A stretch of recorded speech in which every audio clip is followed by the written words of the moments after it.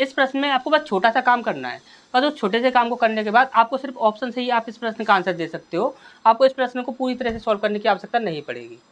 इस प्रकार के जितने भी प्रश्न हो आप उसमें वही तरीका लगा दीजिएगा, 100% आपका काम करेगा। कैसे करेगा ध्यान से समझिएगा। आप तरीका क्या है वो चीज़ आप ध्यान से समझिए। यहाँ पर क्या बोला गया है, 3 सेंटीमीटर, 4 सेंटीमीटर और 5 सेंटीमीटर प्रत्येक भुजा वाले छोटे घनों को पिघलाकर एक बड़ा घन बनाया जाता है।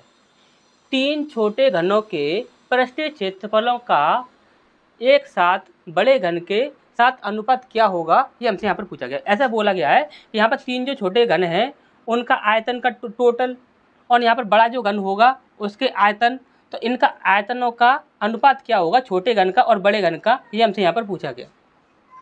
तो हमने बोला कि यहाँ पर देखिए बड़ा बाद में है, छोटा वाला पहले है। ठीक, अब यहाँ पर आपको ध्यान से समझिए आपको करना क्या है। इस प्रकार के प्रश्नों में आप कम से कम रेशियो तो निकालना ही होगा। जब आपको यहाँ पर रेशियो पूछा गया है तो यहाँ पर कम से कम एक का तो यहाँ पर भुजा वगैरह कुछ ना कुछ तो आपको चाहिए। अब यहाँ पर आप देखोगे तो यहाँ पर 3, 4, 5 ये आपका यहाँ पर भुजाएं दी गई हैं छोटे वालों की। तो छोटे वाले का यहाँ पर आपको क्या करना है, सिर्फ आपको यहाँ पर एक का भुजा निकालनी है। यहाँ पर आपको बड़ा जो पृष्ठीय क्षेत्रफल होगा यानी कि बड़ा वाला जो होगा उसका आयतन जो होगा वह छोटे वाले सभी के बराबर होगा। ये बात आप अच्छे समझ गए होंगे।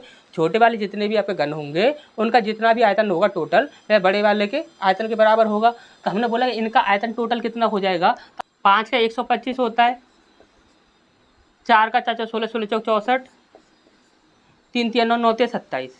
ठीक, सबका हमने क्यू कर दिया। क्यू करने के बाद यहाँ पर देखेंगे तो यहाँ पर देखिए 7 और 5 12, 12 और 4 6 हासिल लगी 1।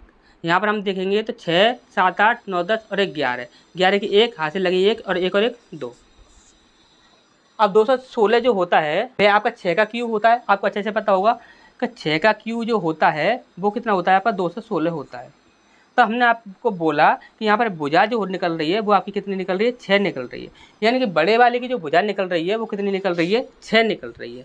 हमने बोला कि यहाँ पर हमसे आयतन पूछा जा रहा है, तो आयतन जब कभी पूछा जा रहा है तो भुजा जो है वो आपकी कितनी निकल रही है, 6 निकल रही है। तो हमने बोला कि लास्ट में जो भी आपका आंसर होगा वह आपका 6 से डिवाइड होने वाला ही होगा, क्योंकि यहाँ पर बड़े का आयतन आपका बाद में रेशियो आपसे पूछा गया है। तो यहाँ पर देखिए 6 से आपकी ये संख्या डिवाइड हो रही है, ये हमारा आंसर हो जाएगा। 6 से 25 डिवाइड नहीं होगा, ये भी हमारा आंसर नहीं होगा। 6 से 4 डिवाइड नहीं होगा, ये भी हमारा आंसर नहीं होगा। 6 से आपका 64 डिवाइड नहीं होगा, ये भी हमारा आंसर नहीं होगा। अच्छे से समझ आ गया होगा। बड़े वाले का बाद में था इसलिए हमने अपने बाद वाला ही यहाँ पर टारगेट किया है। ठीक, अच्छे समझ आया होगा। अब नेक्स्ट क्वेश्चन में क्या ट्रिक लगानी है उसे देखते हैं।